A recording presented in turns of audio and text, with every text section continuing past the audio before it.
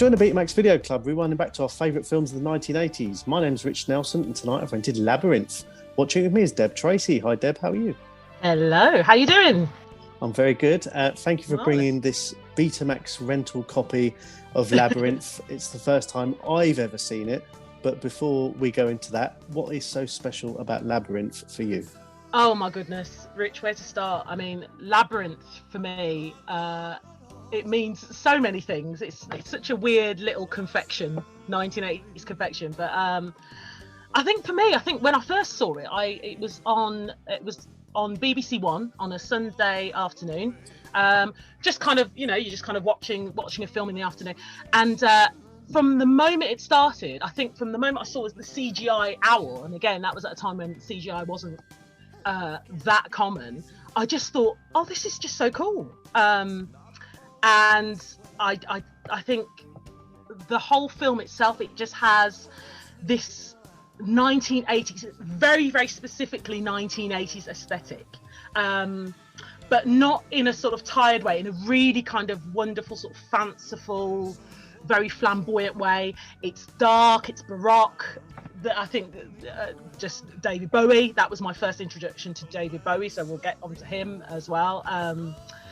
But yeah, I think it's just a real feast for the senses, and also I think it's not cookie cutter or kind of it's not your usual common or garden kids film. I think because it is quite dark, and again, that whole kind of vibe of things like The Dark Crystal, Never Ending Story, even Indiana Jones, I think, it has that kind of like that dark thread going through it.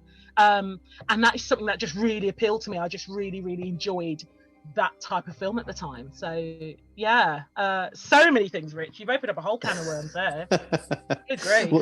Well, this is the thing. I mean, obviously, when we talked about you coming on and doing an episode, and this, despite the one that this was the one that you kind of went labyrinth, and I thought finally, because again we're what 80 odd episodes of this, and this is one of those films that I hadn't seen Blade Runner before I did an episode of that. Yeah. And this is kind of part of the point of this podcast is to fill my cultural gaps, and finally getting to sit down and watch it, being a 40-year-old man on a Monday in January. I find that fascinating. I mean, this is the thing, because I think Labyrinth has been, I loved it from the moment I saw it. I mean, this is the thing, I didn't, on its release, this is the thing, I was quite surprised later on to learn that it was a flop, sort of financial flop at the time.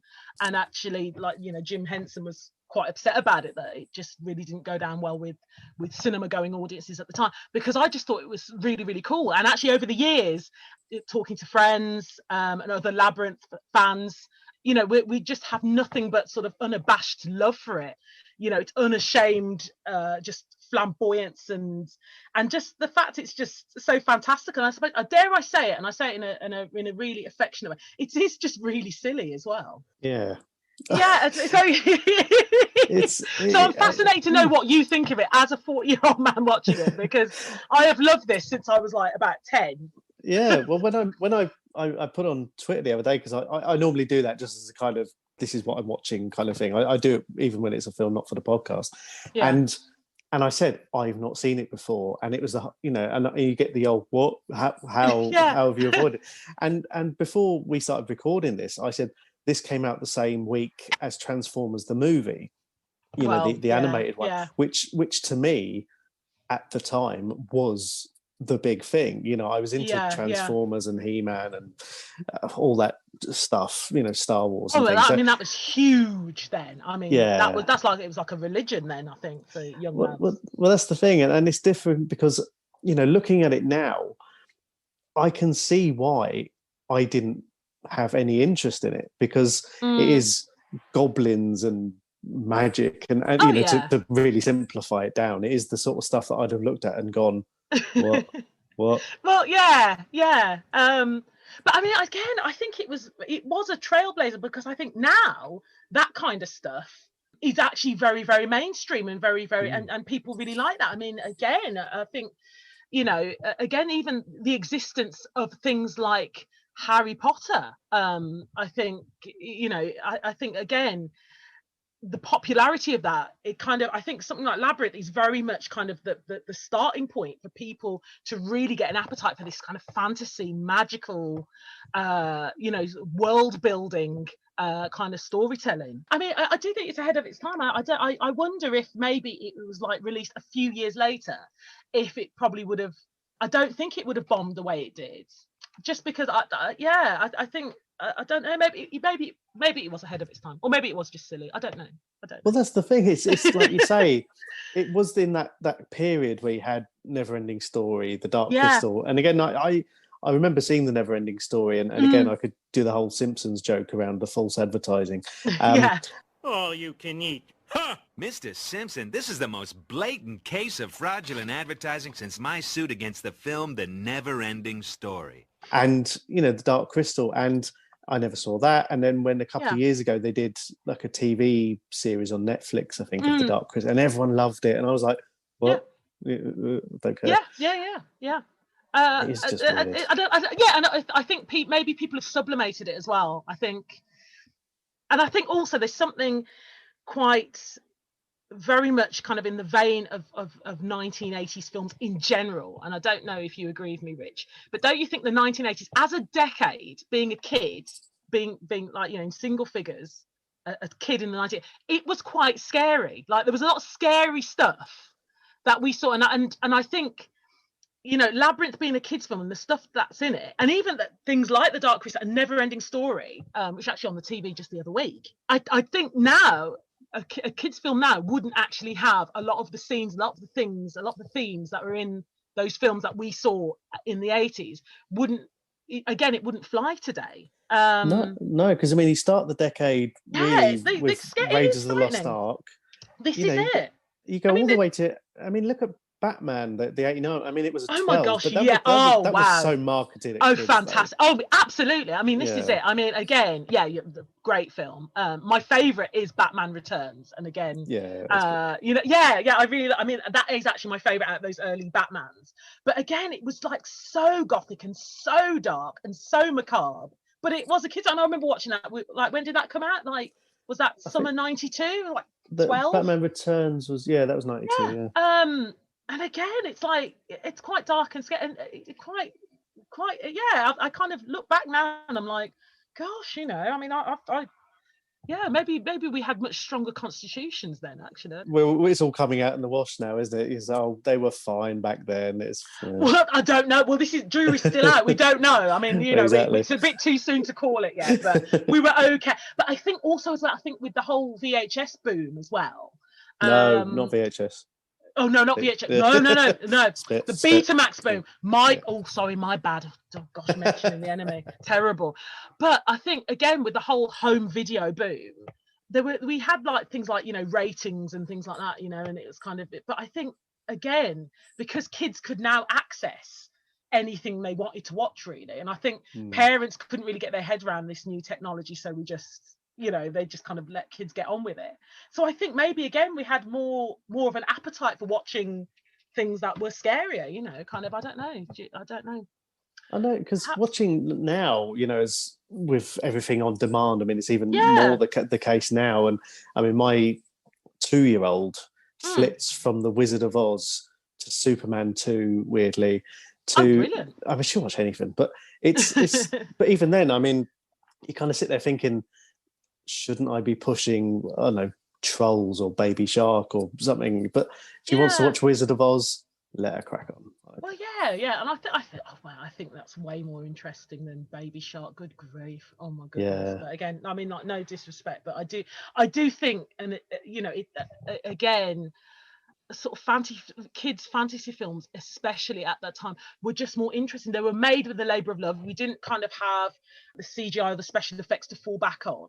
And again, with Labyrinth, there was so much sort of detail and love and attention to detail that Jim Henson put into creating this world, and Brian Froud, these pieces of conceptual art that he put in.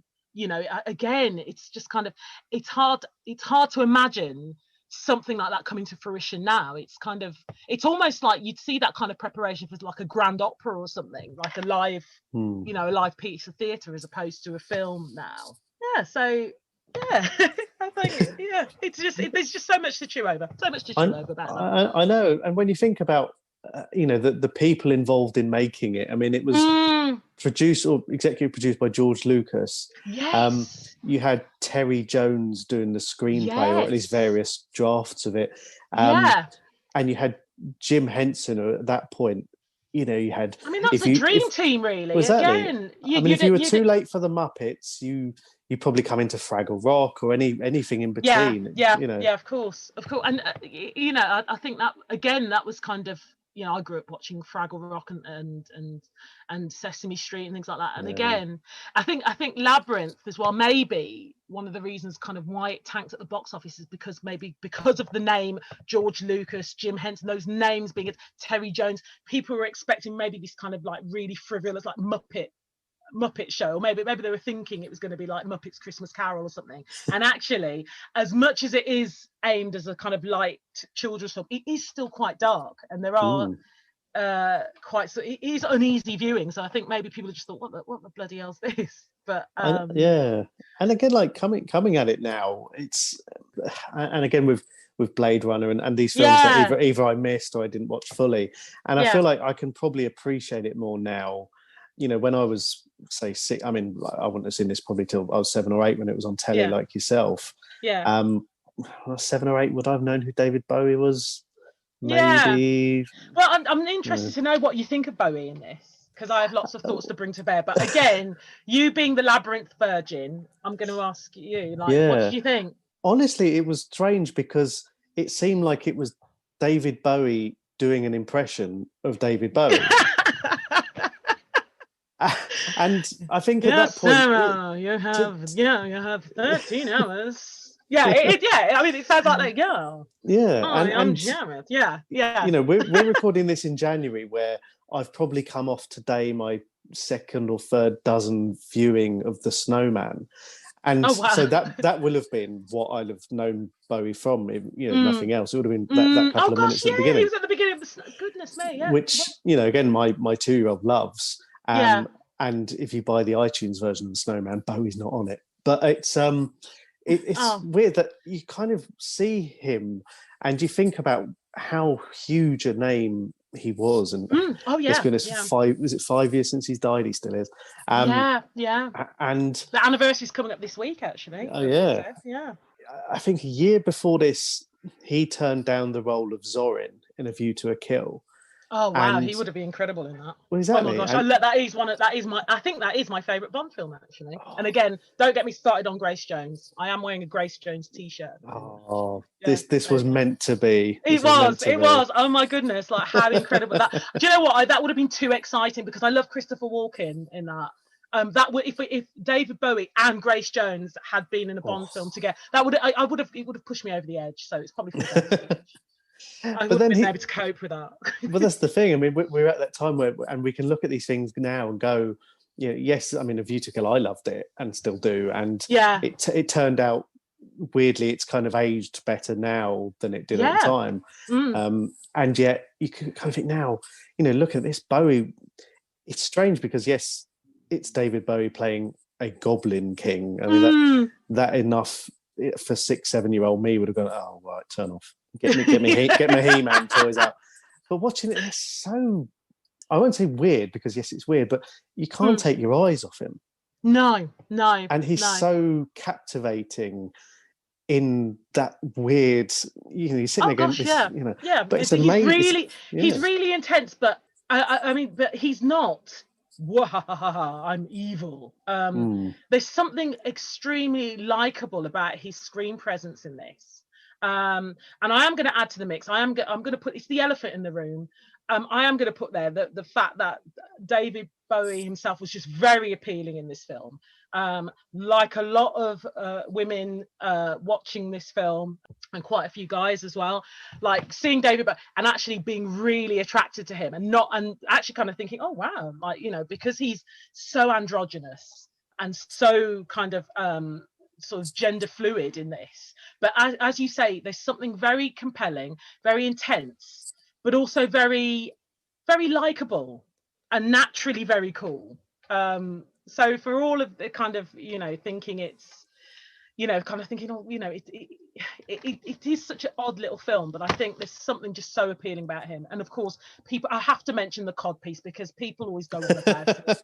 And I'm gonna save you the trouble of mentioning it, Rich. We have to talk about the cod piece, because I think just the amount of jokes and the amount of commentary. I mean, you could do a whole podcast on the Jareth cod piece, like why that's there in the kids. And again, I think that's one of the sort of odd tonal shifts actually in this kids film, that you've got David Bowie kind of, he's very much, his sexuality is very much out there in this film actually.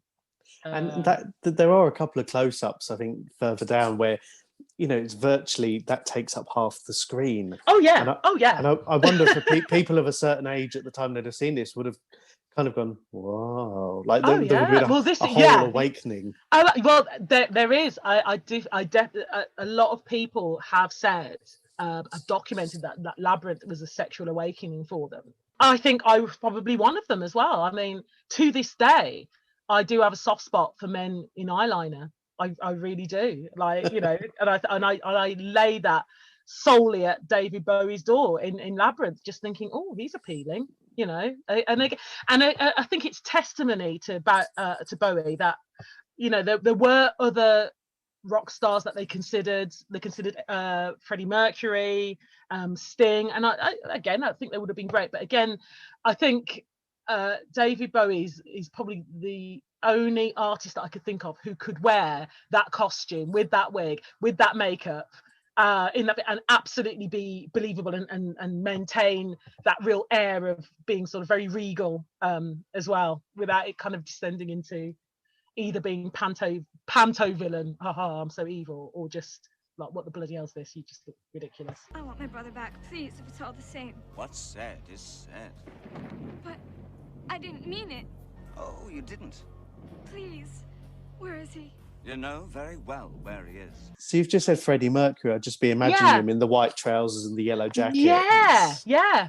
But they did want a contemporary rock star at the time, and I mean, it was just very fortuitous that Bowie wanted to do it, because it's just kind of, it's hard to imagine anyone else doing that. Yeah, I mean, it's obviously like one of the things I was reading about this was he was looking for a role in a children's film, or at least a film aimed at children, where he'd done various roles in films. And But this kind of took him, and not really, I mean, obviously he did the music in this, but it was him as an actor that took him into so many kids' lives. Oh yeah, definitely. I mean, that was my, again, in my teenage years, I discovered David Bowie, the musical artist, and kind of did a whole sort of retrospective of him, and saw The Man Who Fell to Earth and things like that. But that was much later on.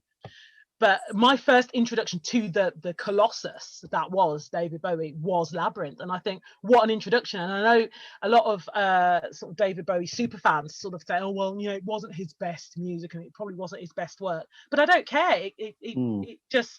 It really resonated with me, which is the fact why I'm still talking about it 30 odd years later, and I had a little watch of it, just kind of, I've seen it so many times, but again, I still watch it with fresh eyes and still find him fascinating and wonderful. And I just think it's great. I mean, I think with so many things as well, I mean, again, going back to kind of the themes, the quite sort of dark adult themes, and and appreciating that as we watch things from our childhood in the 80s, we realize that a lot of things just aren't going to fly today. They wouldn't get made today.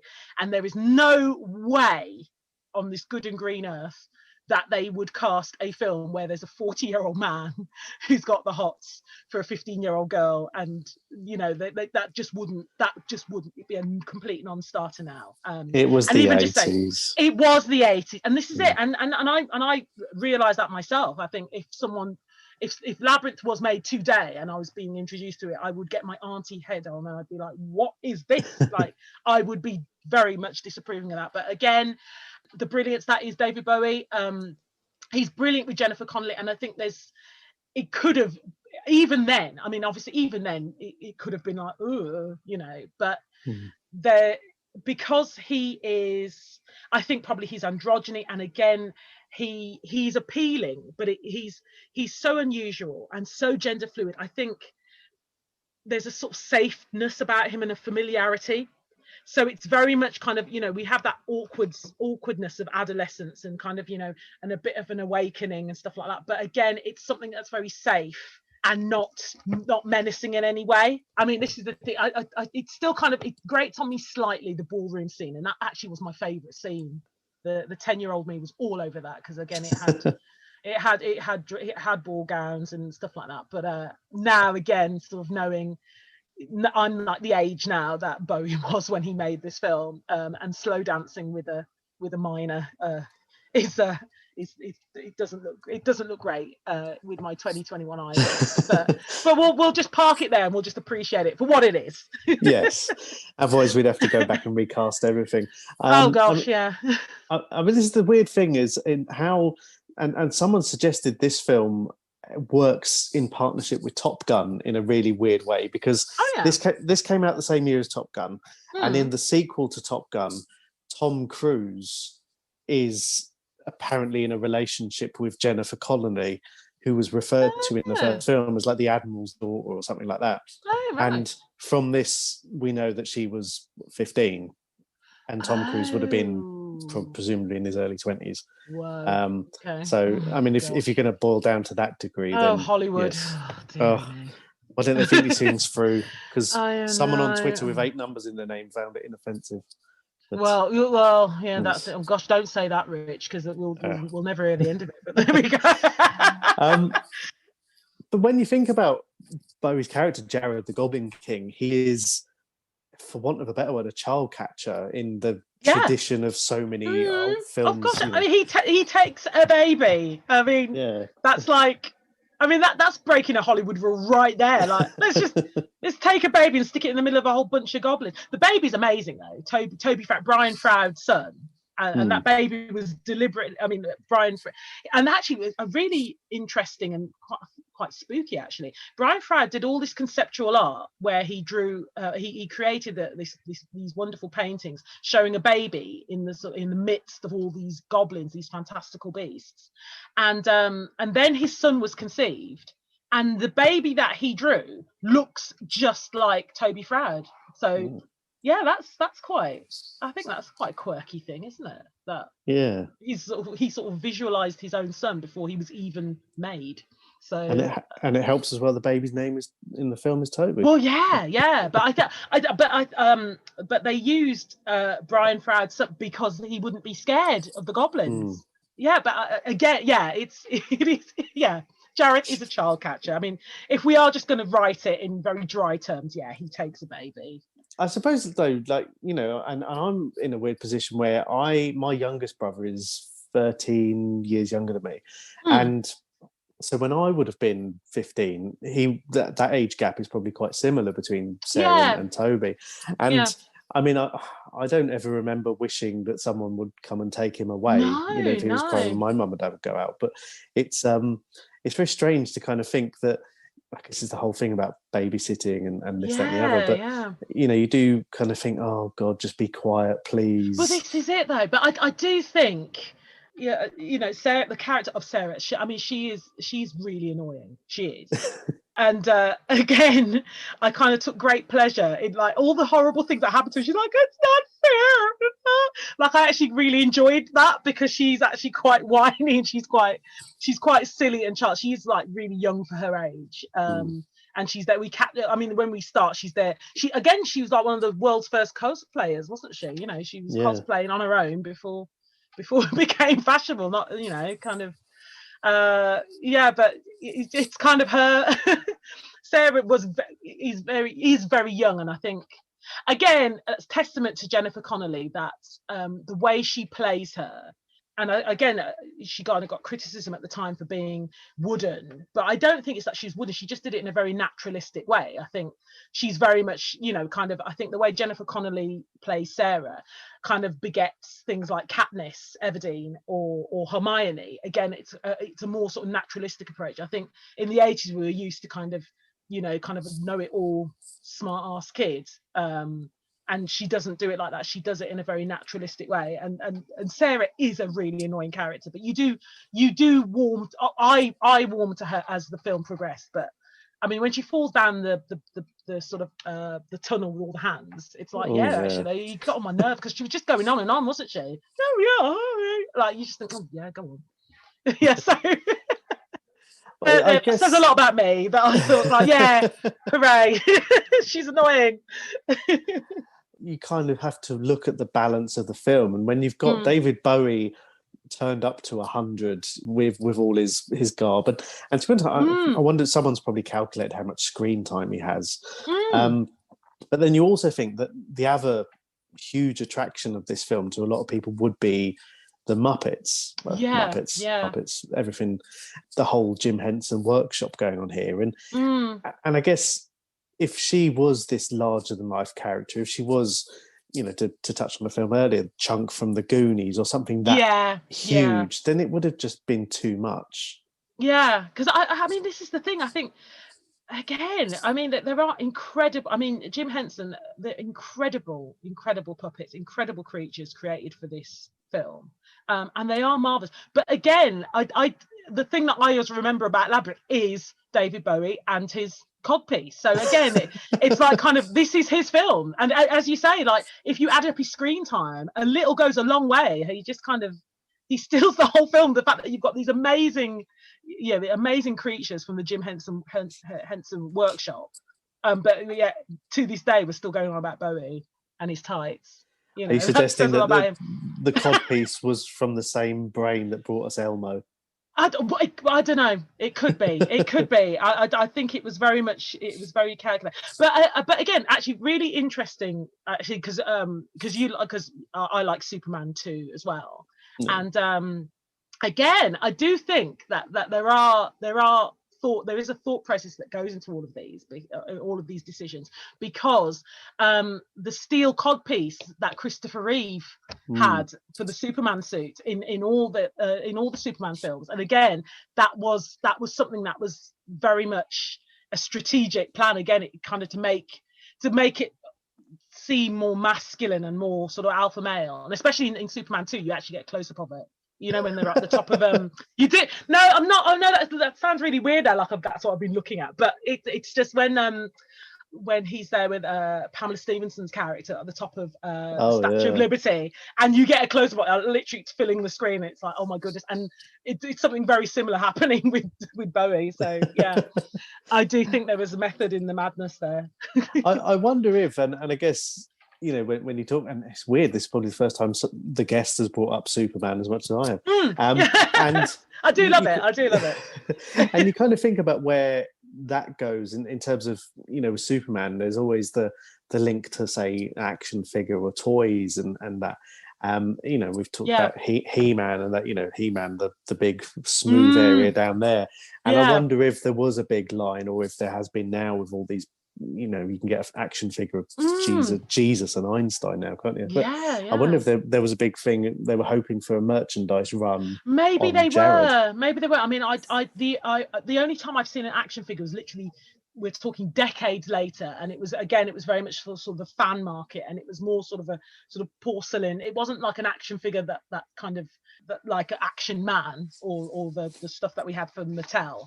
It was very much kind of a piece of sculpture. But I don't know. I mean, I think, I don't know, would I have been all over it as a kid? I mean, by the time I actually watched Labyrinth, which was on the TV, so I was probably a little bit old for that. So again, I think maybe because the film tanked, and maybe I don't know. I mean, I don't know if TriStar Pictures got nervous about it and probably didn't market it the way that it could have been marketed. I don't know, because it did tank quite badly, and I know Jim Henson did take it to heart. Actually, he was really disappointed about it. So yeah, it is strange.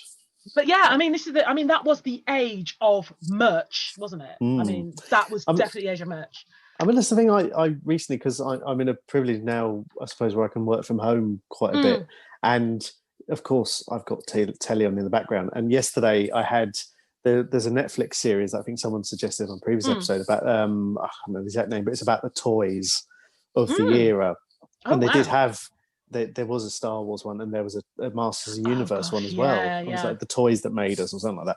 And it had all this stuff about, that how everything went one way or the other, and the He-Man toys led to a cartoon, whereas obviously Star Wars went the toys way. came first. I didn't realize that until in recent years, that with He-Man the toys came first, and then the cartoon was a spin-off from the toys, which I think just is to quite sell amazing. the toys. Crazy. I mean, gosh, and literally having kids tune into your adverts. I mean, that's like a license to print money back then. Goodness me. And yet, if you're in this position where you've got one of the biggest music stars of at that point the last 15, 20 years, you've got the big cultural thing with the Muppets, and you've got George Lucas, who, let's be honest, knows a few things about this sort of stuff. Of course it should have been, shouldn't it? I mean, it should have been like another Star Wars, or another He-Man, or another Transformers. It should have been, but it just wasn't.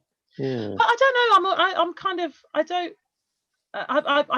I'm glad that things have turned out the way it has, because I think because it's got cult status now, I think it really, really genuinely means something to the people that still love it. So I don't know. So maybe it was better. It was better. And actually, one thing I did read that really warmed my heart as well is that Jim Henson realized that actually he was aware at the time of just before he died.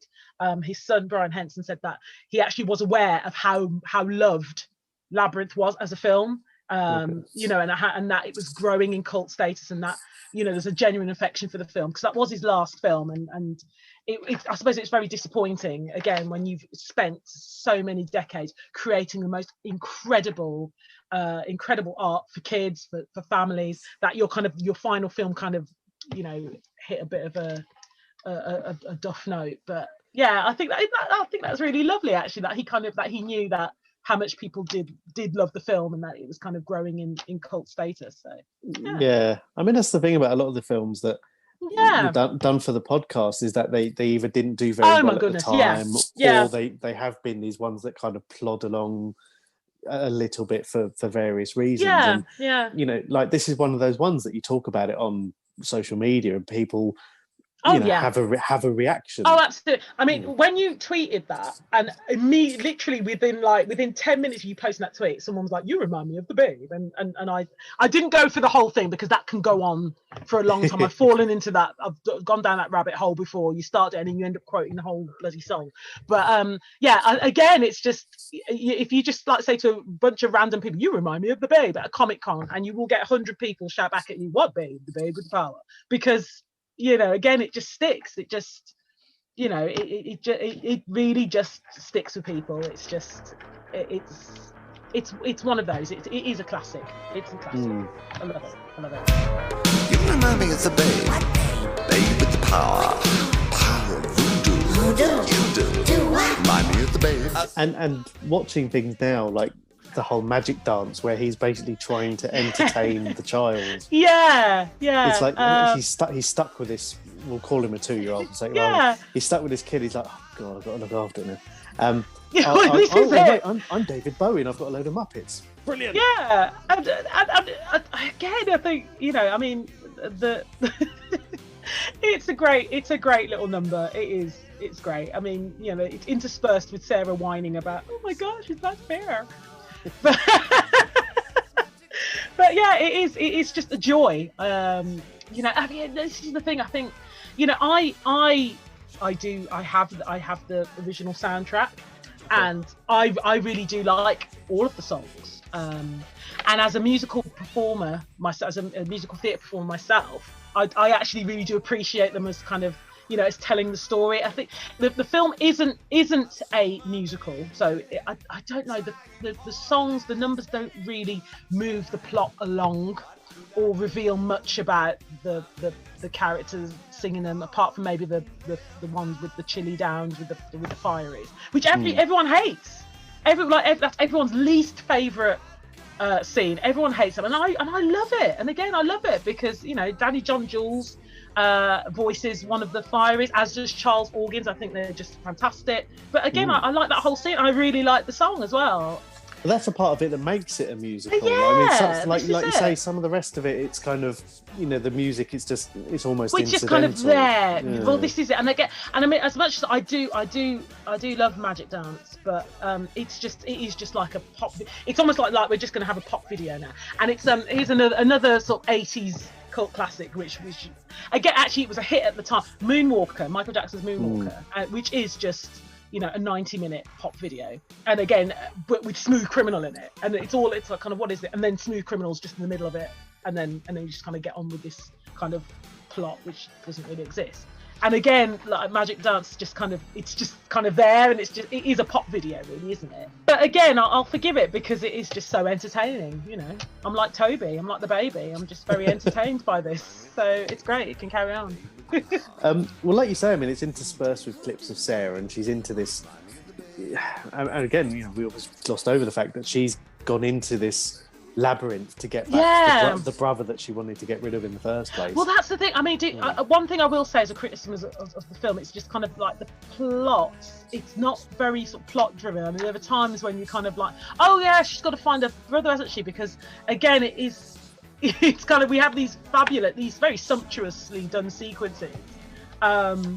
Yeah, it's kind of, oh, like, yeah, brilliant, it's David Bowie. Oh yeah, we've got to back to the plot. And even I do that, and that is someone who has unabashed love for this film. I'm like, oh, back to the plot, right? Yeah, okay, yeah, right, Sarah. It's not fair. Yeah, you've got to find Toby. Oh yeah, you've taken a wrong turn. Oh. Yeah. Oh yeah, right, yeah. And we're going to whine about it for a bit, yeah. Yeah. So, and then again, she collects this band of friends as well. Well, there's a link to Harry Potter that you joked about earlier. I mean, there's the Hoggle that she keeps calling Hogwarts. Yes.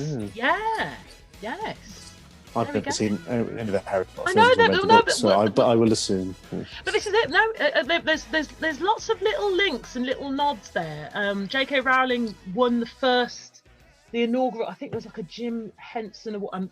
Do forgive me, listeners, because I didn't actually look up the actual name of the award, but she did win an award for creativity. I shall have to look it up. We'll look it up afterwards. But again, there's like a little connection there. So there's a little nod. It's like there's a little thread there. You know, it's kind of it's there. It's a little twinkle. Like, you know, Hogwarts is a twinkle in our eye back then. When it's all laid out at the beginning of the film, isn't it? When you go into Sarah's bedroom, there's the Wizard of Oz. There's where the wild things are. There's all these things. Yeah. And I didn't notice straight away, but when, again, you do the extensive IMDb research, and it had, did you notice the picture of the guy who looked like David Bowie? Yes, because there was supposed to be this whole subplot that her mum had run off with an actor. Her mum was an actress and run off with an actor who was going to be played by David Bowie, and they kind of had this. It was supposed to be this whole other subplot. So I think that was mentioned in the novel. Ah, right, okay, that's where I've got that from. Right, there we go. So the whole point is that he represents the guy who her mum ran off with. Yeah. In the novelization, and it suddenly gets very like weird again, doesn't it? This is it again, and I'm really glad they kind of just dropped that from the film, because that would have been like, okay, right. So yeah, that would have been a bit of a bum steer if they'd included that. But it's like you do kind of. I think literally you could just look at the whole of Sarah's room, and then just get like a scene by scene kind of synopsis of what actually is going to come up. So yeah, I've not really given that much thought. I suppose you might be kind of like, I don't know, it's kind of foreshadowing, but then also it's a bit kind of like, oh right, yeah, we see that. I don't know. It doesn't really. That doesn't really click when you're actually in the scenes.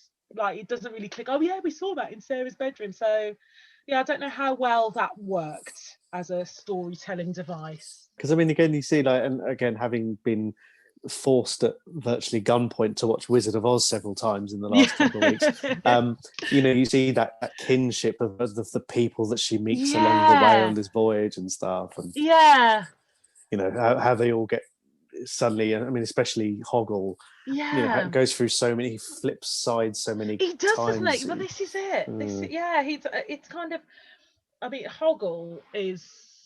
Yeah, he's. How do I feel about Hoggle? I don't know how I feel about. I mean, this is I think he very much represents kind of that sort of the fickle teenage friendship. So I think it's actually, again, it's quite a sort of realistic depiction. It's like, do we know? Is he a snake? Is he not? Is he? And again, kind of his the fact that he gets bullied a lot by Jareth as well. But I think again. I think it's quite refreshing in that they could have gone down this kind of schmaltzy kind of Hollywood, we're all friends together, but again it's kind of, we've got this kind of like motley crew, really, this kind of ragtag bunch of people, and they don't really gel as friends. But I think that's more true to life. And again, that's why Labyrinth, it doesn't really patronize you and say, everything's all cutesy lovely. It is a great analogy for adolescence. It is awkward and it is disappointing, and it is, and you don't really know kind of, who to trust. And I think Hoggle embodies that actually quite well. And the fact that the first time we see him is peeing in a pond as well, I think that's a delightful image there. he's not being portrayed as some sort of magical gremlin. No, well, that's the thing. Again, it's like kind of, it is a magical place, but the people are not particular. The inhabitants are not particularly. They're not particularly helpful or nice either. I mean, she meets that worm, doesn't she, when she first enters the labyrinth, who's just nosing her like, oh no, like, just really unhelpful. Actually, I mean, everyone she meets not particularly helpful, and they're quite annoying and quite exasperating. Just like real life. Yeah. Just like real life. This is it. So again, that is kind of its lasting appeal. It just, I think, and then I mean, at the end, I think kind of I think by the end, when you kind of have that kind of joke battle, and again, for it's a lot of fun. And I know that Jim Henson didn't want to kind of have sort of people actually being killed or like any kind of it was very much cartoon violence. And for me, the sort of the last bit of the film does seem, more so than other bits, really kind of separate from the film as a whole. I don't know, it doesn't seem to quite match with what they've been doing right up until that point, actually. As fun as it is, it's fun and it's cute, and I think there's great use of the puppets there. No Muppets were harmed in the making of this production.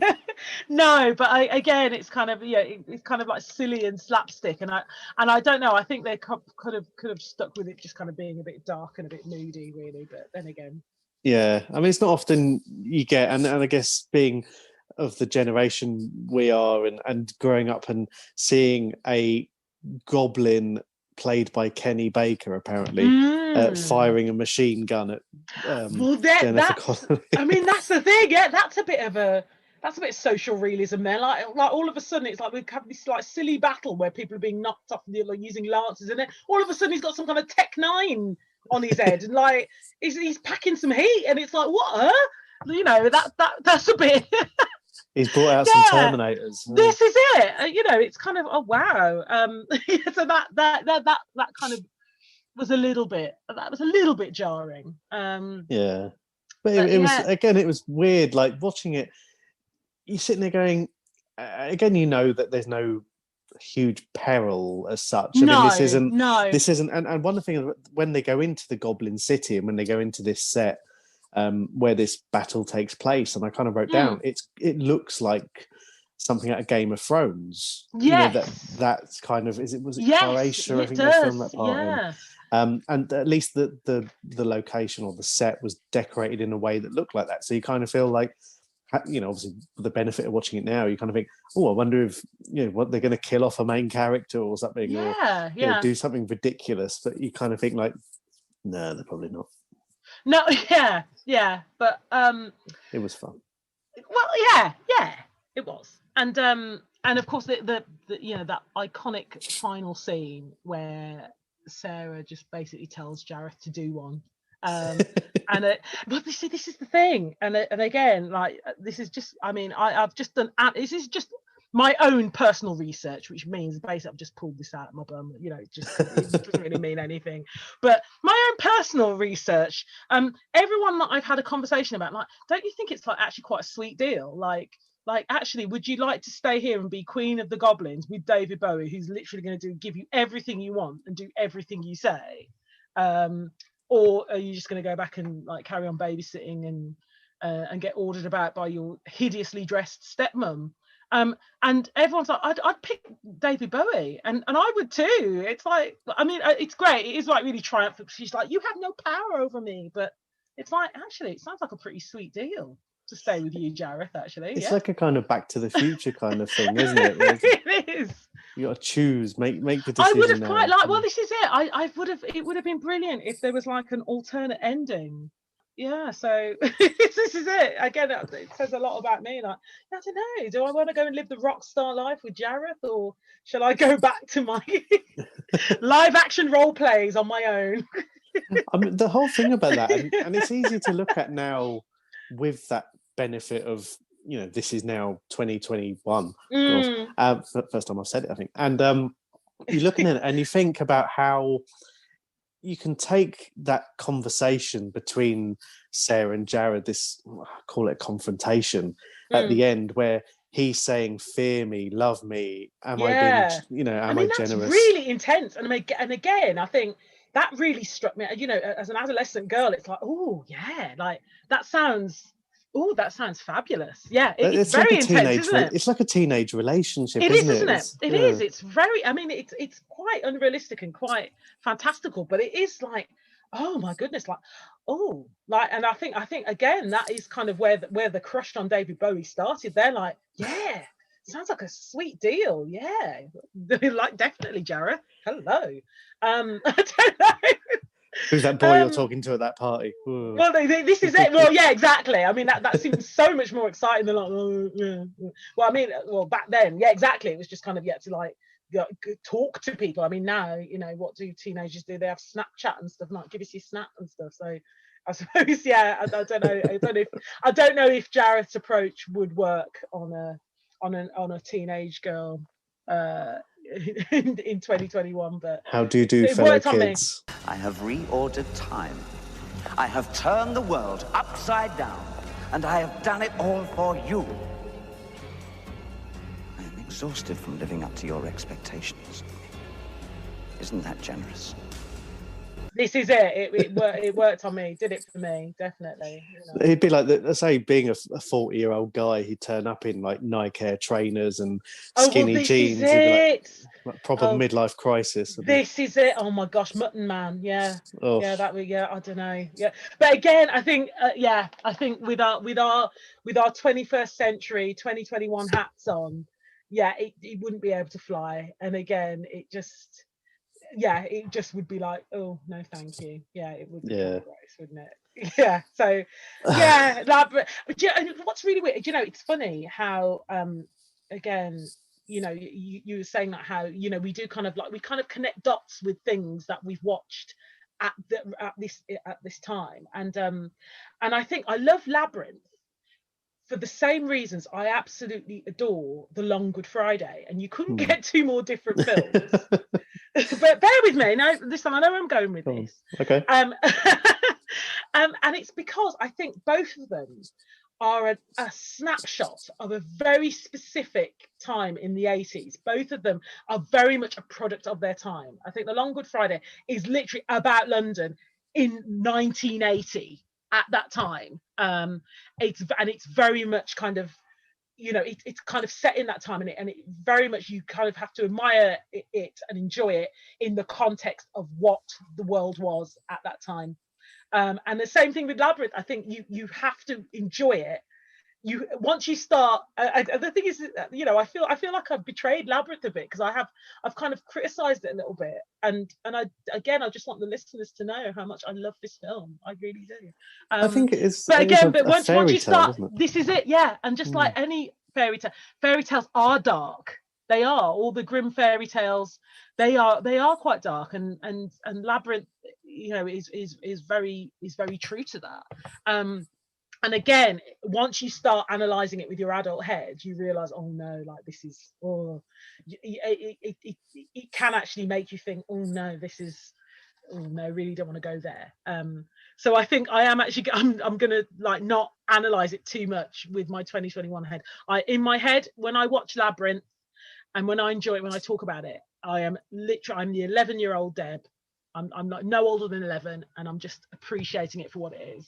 Because I think if I think about it too much, I don't know though. I mean, I feel like, you know, again, being on the other side, coming at it as you put it so delicately, a virgin. You know, it starts. You know, you've got a supposedly wicked stepmother. Oh my gosh! I mean, stuff. who's like wearing the worst 80s clothes ever. I mean, oh my gosh. But then everyone, or almost everyone in the 80s films, were either these sort of upper middle class families. Weren't they? They all had these huge houses, huge rooms. Oh my goodness! Yeah. Like, absolutely. I mean, like Sarah goes up to her room in the West Wing of like this massive mansion. Yeah, I mean, how ostentatiously, stupidly big is their house? Good grief. Yeah. So I don't know. Maybe the dad got a good settlement when the mum ran off with the actor. I don't know. It must have been. But, She left me with a daughter. It's pretty in pink too. Well, yeah. Oh gosh, yeah. But it's just, Labyrinth is just of that time. It is just of that time. But again, I'm really grateful for it as well, because I think the landscape would be very different without it.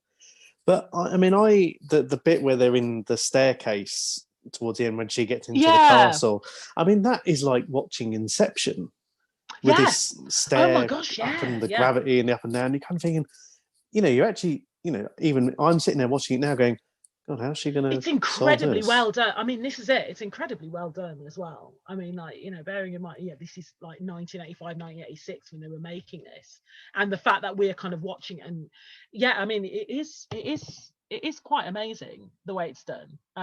The song is really inappropriate.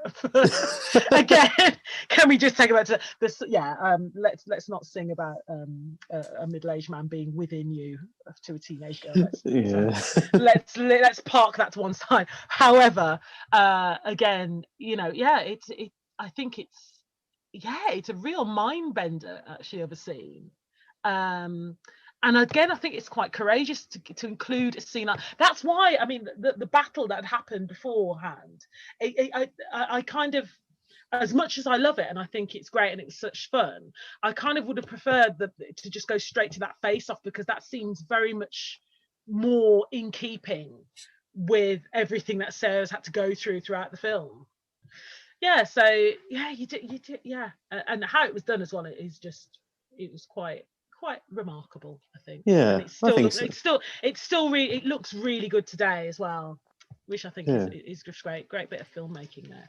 I mean, I guess I wonder how much Lucas was involved, other than I guess throwing some money and general influence behind it, because I mean that part where, you know, the whole thing about I must face him alone, that kind of thing, it is like Star Wars. Well, this is the thing. I mean, did they am I right in thinking that Jim Henson and George Lucas did a lot of the rewrites? Because Terry Jones is credited as the writer of this. But I've read that it's very different. The actual finished film bears very little resemblance to Terry Jones's original script. Yeah, I think one of the things I saw was that he wrote initially and then came back at the end after all these rewrites. Right. And even then he kind of went, what is this? Changed some of it, but not all of it back. And then, so it's kind of almost like it was a little bit of his and then sort of screenplay by committee. Yeah. But again, I think, I mean, that's the thing. I think it happens a lot with filmmaker. I think Labyrinth on paper should have been a massive blockbuster hit. It should have been a massive hit because it had that dream team and it had all the elements. But I think, very much like some of the Disney films in the 1990s that kind of use the recipe for, say, something like Aladdin, and you're like, right, okay, we want another Aladdin, and then you go and you use all the right recipe, but then you come out with the Hercules, which is a good film, but it's kind of, you can sort of see that it's kind of formulaic, and it didn't quite capture the imagination in the way that the massive success did. And I think Labyrinth is like that. I think you're right. Kind of, I think there are sort of shades. You can definitely see Lucas's influence in the finished article. I don't know. It's something to chew over, really. I don't know how I don't know why it didn't work. I don't know why 1986 audiences didn't really take to it. Yeah, I mean, they should have loved it. Well, that's the thing, isn't it? It's like, so many of these films, and some that were massive, and you look at now. I mean, look at Avatar that made so much money, and now 10 years later, people can't remember it. Well, this is it. Yeah. And this, I'd happily. I mean, my old daughter's 4.5. When she's a bit older, if she, I can't happily say, why don't let's stick Labyrinth on, because I think, at least one, it is a weird version of a fairy tale. Yeah. But I will quite happily put it on and say, look, make up your own mind. You might enjoy it, you might love it, and hopefully they would. Yeah, but I do find it very heartening that people have an opinion of it. Yeah. I mean, this is the thing. I'm ride or die for Labyrinth. But I mean, what did you think of it? Is it a strong yes from you or a strong no from you? What do you think? Well, do you like it? Do you like it? I do like it, and I think, this is the thing, and maybe it is because I don't have so many years of experience of watching it behind me that I maybe it's difficult to go one way or the other. And it's, again, that was the problem with Blade Runner. I was a very strong yes. Whereas with this, I think it is a bit more flawed in so many ways, but I mean, I do realise. I mean, Blade Runner is Blade Runner, so I would not want it. I would not want to compare it. But no, I get. Yeah, I get what. I mean, again, it's like people who watch Star Wars as adults and can appreciate it for what it is. But again, I think it's something that the absolute love that those of us who watched Star Wars as children, certainly the first 3 films, and it's kind of, you can't really duplicate that as an adult, I think. Because I can look at it now and think how much effort and love and at the time it was cutting edge stuff that's gone into it. So you consider it. I mean, say it's like when I went to see Hamilton, you can see how much went into that. And this, you can see, there were so many great ingredients that have gone into it, and yes, it's not the sort of thing that I used to watch, and to be honest still don't, but sitting there watching it now, I really did enjoy it, and I would watch it again, and I would recommend it to the dwarves. And is that kind of thing where, yes, I can see its flaws and it is weird, but I'd recommend it, and I will happily, if one of my friends or Twitter friends or whoever say, they're showing it at the Prince Charles, I might not dress up, but I'll go along. Yeah.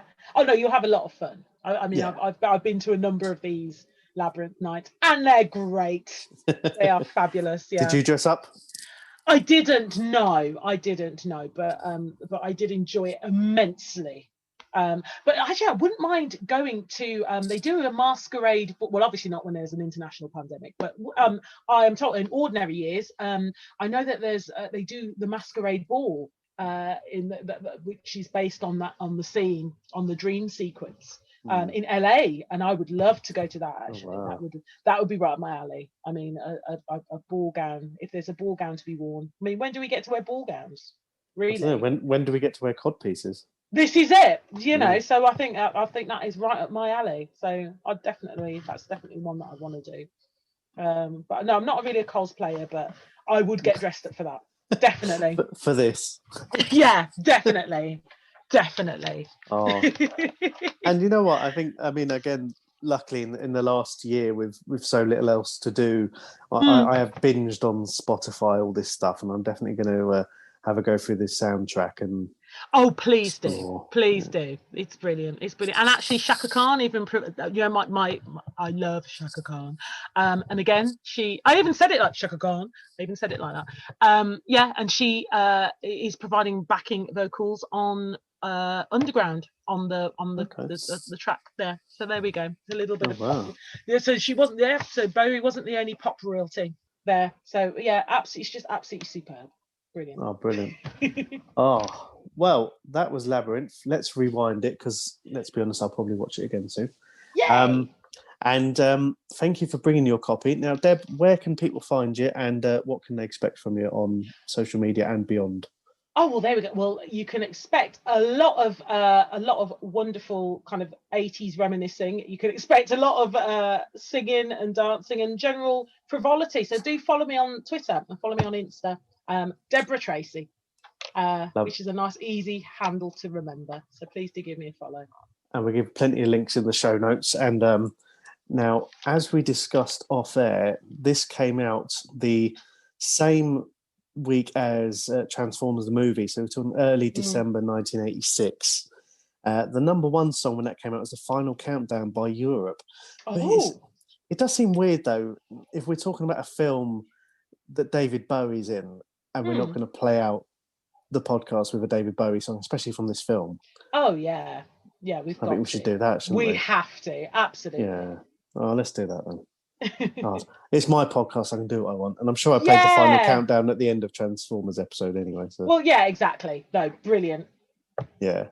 And anyway, I think, to be honest, when I did the episode about Absolute Beginners, that David Bowie did, I'm sure, then the number one song when that came out was Living Doll by Cliff and the Young Ones. Oh, no. I love the Young Ones. No, I think it would have to be Absolute Beginners. And again, that's something that's another Bowie film that at the time wasn't a hit. But again, revisiting that's actually really great and a fantastic soundtrack as well, actually. Yeah, I'll say, well, Bowie's doing well. I'll have to dig out some more stuff. I'm sure I've talked about him on the Bond one, but we'll do it. There must be a Bowie filmography podcast Let's see. Yeah, there must be. What about Merry Christmas, Mr. Lawrence? What's a good one? Well, it's a good 80s one. Yeah. And The Snowman.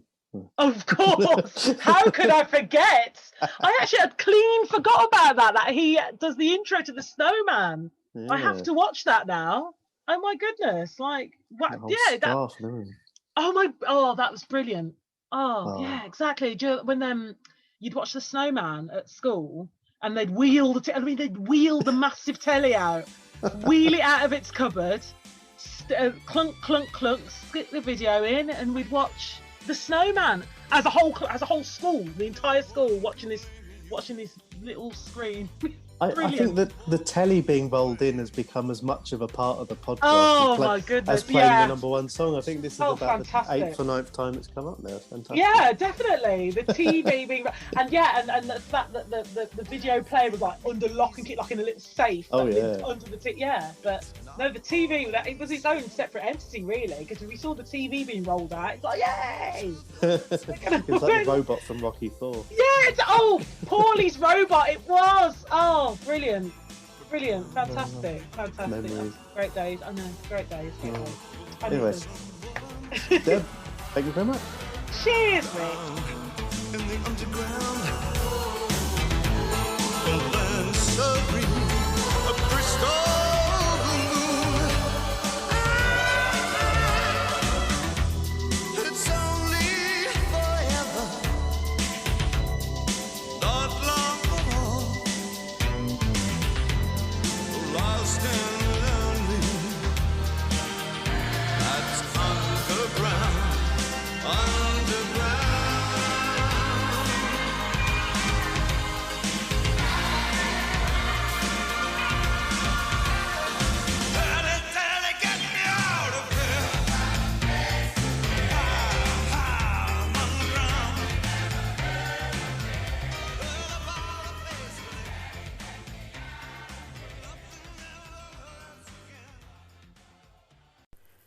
This podcast is brought to you by executive producers Keith Foster, Jimmy Fletcher, Mark Drakes, Matt Cunnington, Christian Dees, Chris Hopkins, Omar Zambon, Ian Madrell, Catherine Lowe, Mark Makin, Zoltan Vargo, Simon Smith, Wayne McNally, Darren Hodgkins, Dan Wellington, Alex Heal, Philip Rothenberger, Adam Fewings, Tom Carr, James Kennedy, Simon Pegg, Joe Harrison, Anita Singh, and Jason Clarkson, associate producer Chris Oakley. Visit patreon.com/Betamax Video Club for more information about bonus episodes, early access, discounted merchandise and more.